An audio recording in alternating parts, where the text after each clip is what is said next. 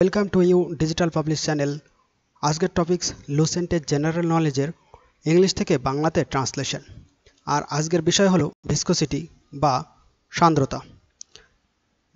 Next প্রথমেই বলেছে viscous force বা সান্দ্রতার বল। এর ডেফিনেশন দিয়েছে the force which opposes the relative motion between different layer of liquid or gases is called viscous force. বলেছে একটা বল কোনো তরল বা গ্যাসের বিভিন্ন তলের ওপর যে বাধা সৃষ্টি করে ফলে গতি কমিয়ে দেয়, ওই বলকে বলা হয় সান্দ্রতা বল। এখানে নেক্সট দেখো পাশে একটা ছবি দিয়ে বুঝিয়ে দেওয়া হয়েছে যে এই টোটালটা মনে করো একটা জলের স্রোত, ঠিক আছে। এবার নিচের এই পার্টটা, ঠিক আছে, জলের একদম নিচের পার্টটা এটা হচ্ছে ফার্স্ট লেয়ার। এখানে দেখো বাধাটা সব থেকে বেশি, ফলে এর গতিবেগটা কম, এর জন্য জলের নিচের দিকে কম, কিন্তু মিডলের দিকে দেখো এর গতিবেগটা সব থেকে বেশি, কারণ এখানে বাধাটা কম পাচ্ছে।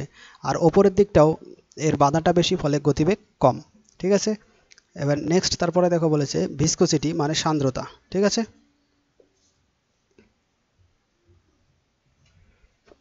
সান্দ্রতার ডেফিনেশন দিয়েছে viscosity is the property of a liquid by virtue of which it opposes the relative motion between its different layer। তো এই ভিসকাস ফোর্সের যা ডেফিনেশন ভিসকোসিটির প্রায় সেম। এখানে বলেছে যে ভিসকোসিটি মানে সান্দ্রতা হলো কোনো তরলের বৈশিষ্ট্য, আর এটা ওই তরলের বিভিন্ন তলের ওপর বাধা সৃষ্টি করে, যার কারণে ওর গতিবেগ কমে যায়, ঠিক আছে। নেক্সট তারপরে বলেছে দেখো viscosity is the property of liquid and gases both। তো সান্দ্রতা হলো তরল এবং গ্যাস উভয়েরই বৈশিষ্ট্য, ঠিক আছে। নেক্সট তারপরে বলেছে viscosity of a liquid is due to the cohesive force between its molecules। কোনো তরলের সান্দ্রতা এর কারণ হলো কোহেসিভ ফোর্স, ঠিক আছে। ওই তরলের মধ্যে নিজের অণুগুলির মধ্যে আকর্ষণ, সেই আকর্ষণকে কোহেসিভ ফোর্স বলে। তো এই সান্দ্রতার প্রধান কারণ হলো এই কোহেসিভ ফোর্স। নেক্সট তারপরে বলেছে দেখো the viscosity of a gas is due to the diffusion of its molecules from one layer to other layer. আর গ্যাসের ক্ষেত্রে যে সান্দ্রতা হয় সেটা ওই গ্যাসের একটা অণুর মধ্যে অন্য একটা অণুর বিকিরণ, ফলে ওই গ্যাসটা এক জায়গা থেকে অন্য জায়গায় ছড়িয়ে যায়, ঠিক আছে। তারপরে নেক্সট বলেছে যে viscosity of gases is much less than that of liquid. আর গ্যাসের ক্ষেত্রে ওর ভিসকোসিটি তরলের থেকে অনেক কম, ঠিক আছে। তার মানে তরলের বেশি গ্যাসের কম।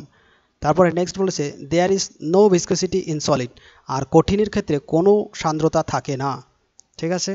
নেক্সট তারপরে দেখো বলেছে viscosity of an ideal fluid is zero. কোনো আদর্শ তরলের সান্দ্রতা শূন্য হয়। নেক্সট তারপরে বলেছে with rise in temperature viscosity of liquid decrease and that for gases increase.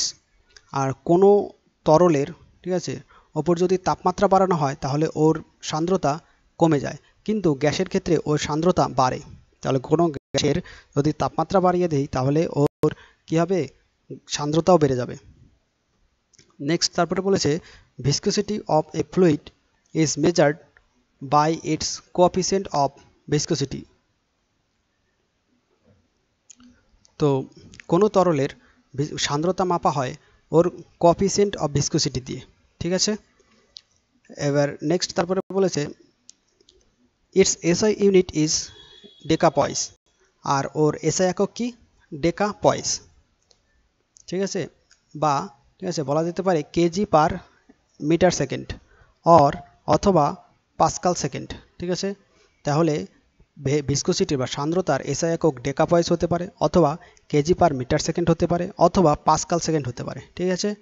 Next তারপরে it is generally denoted by N, ঠিক আছে। এটাকে সাধারণত এন দ্বারা প্রকাশ করা হয়। তাহলে নেক্সট দেখো বলেছে টার্মিনাল ভেলোসিটি। টার্মিনাল মানে শেষ গতিবেগ, টার্মিনাল মানে শেষ, আর ভেলোসিটি গতিবেগ, ঠিক আছে। এর ডেফিনেশন দিয়েছে when a body falls in a viscous medium, যখন একটা বস্তু কোনো সান্দ্র মাধ্যমের মধ্যে পড়ে যাবে, its velocity first increase and finally became constant, ওর গতিবেগ প্রথমে কি হবে, বেড়ে যাবে, আর একদম সর্বশেষ ওর গতিবেগে কি হবে, ধ্রুবক হয়ে যাবে। কনস্ট্যান্ট মানে ধ্রুবক, ঠিক আছে। নেক্সট তারপরে বলেছে this constant velocity is called terminal velocity, আর ওই ধ্রুবক গতিবেগটা বলা হয় শেষ গতিবেগ, ঠিক আছে। নেক্সট তারপরে বলেছে in this situation the weight of the body is equal to the sum of viscous force and force of buoyancy, the net force on the body is zero. তো ওই পরিস্থিতিতে মানে টার্মিনাল ভেলোসিটির যে পরিস্থিতিটা সৃষ্টি হলো, ওই পরিস্থিতিতে ওই বস্তুটার ওজন সমান হবে, ঠিক আছে, ভিসকাস ফোর্স মানে সান্দ্রতা বল এবং বিভেন্সি ফোর্স, বিভেন্সি বল এর দুটোর যোগফলের সমান হবে ওই বস্তুটার ওজন, ঠিক আছে। আর নেক্সট তারপরে বলেছে দ্য নেট ফোর্স কী হবে, ওই বস্তুটার জিরো হয়ে যাবে, ঠিক আছে। নেক্সট তারপরে বলেছে দেখো যে terminal velocity of a spherical body falling in a viscous medium,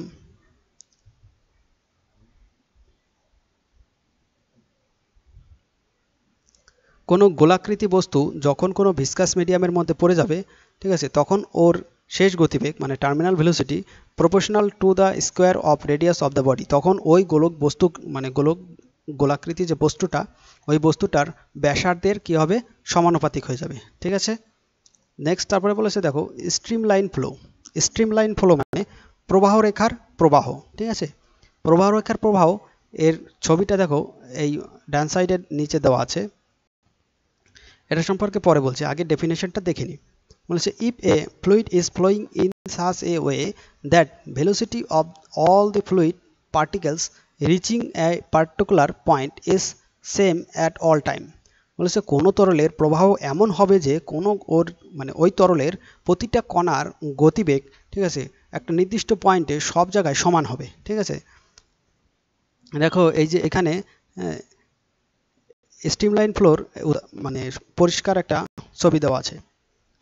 দেখো এই যে স্ট্রিমলাইন ফ্লো হচ্ছে, এই প্রতিটা লাইন একদম পুরো স্ট্রেট সোজা এবং সমান, ঠিক আছে।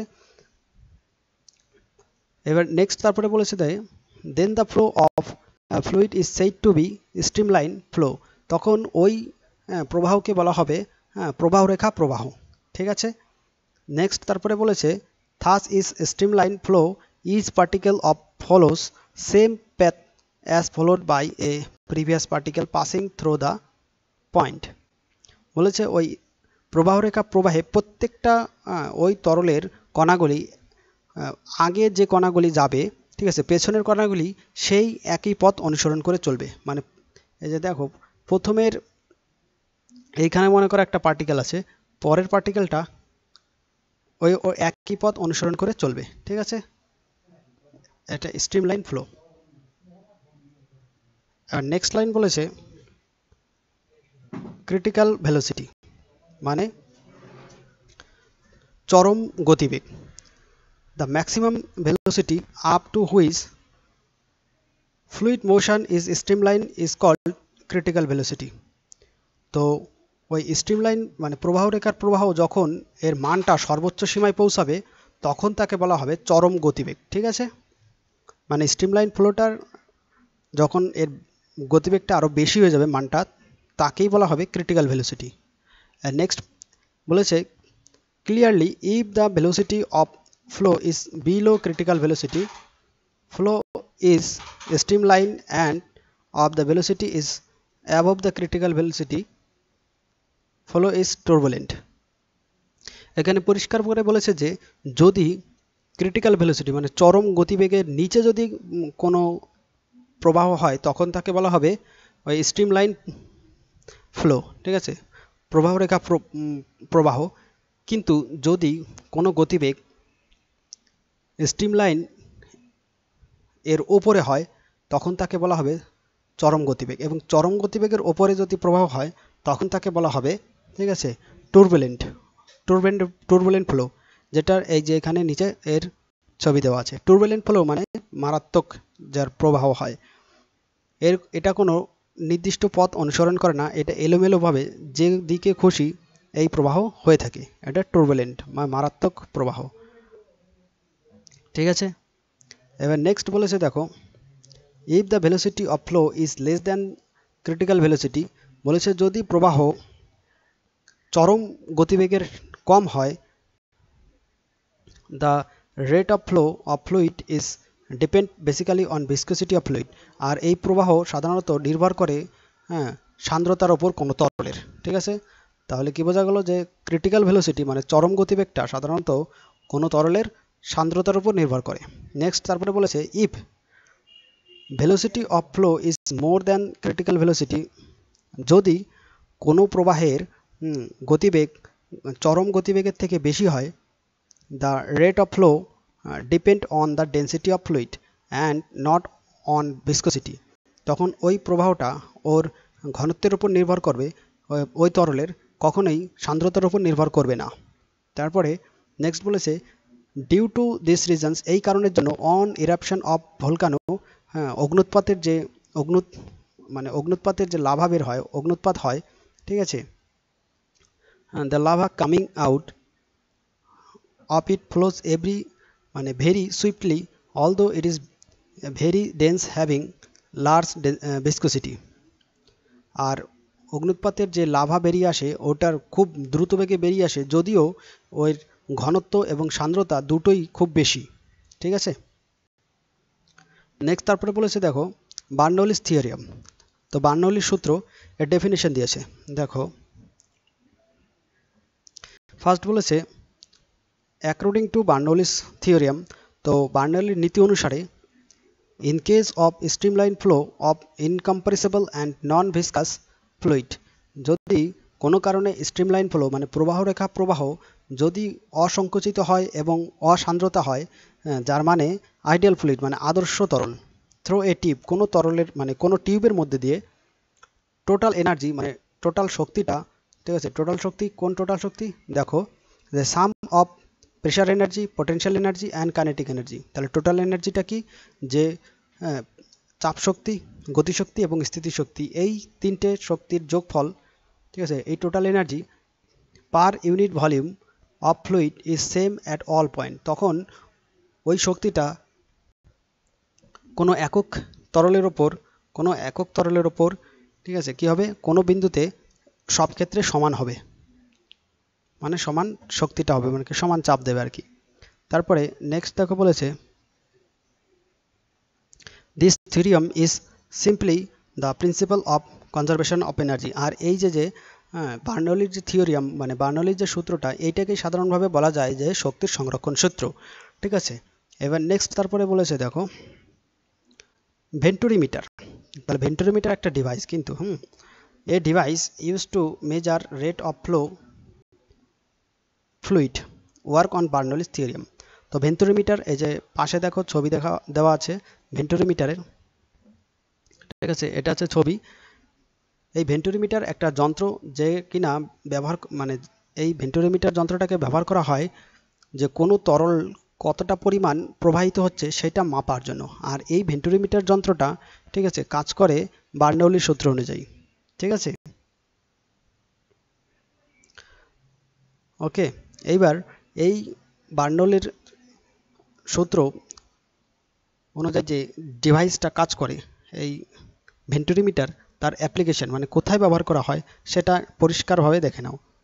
দেখো এখানে দুটো পাইপ আছে, দুটো আছে, ঠিক আছে, এই একটা। এইবার এইখানে দেখো এই পার্টটা, টোটাল এই পার্টটার মধ্যে এই যে ডিভাইসটা আছে এটাকে বলা হয় ভেন্টুরিমিটার ডিভাইস, আর এটাকে ব্যবহার করা হয় এই পাইপের মধ্যে কতটা বেগে তরল প্রবাহিত হচ্ছে মানে ফ্লুইড প্রবাহিত হচ্ছে সেটা মেজার করতে এই ভেন্টুরিমিটার যন্ত্রটা ব্যবহার করা হচ্ছে। ঠিক আছে, তো এটাই ছিল সম্পূর্ণ ভিডিওটি। Thank you.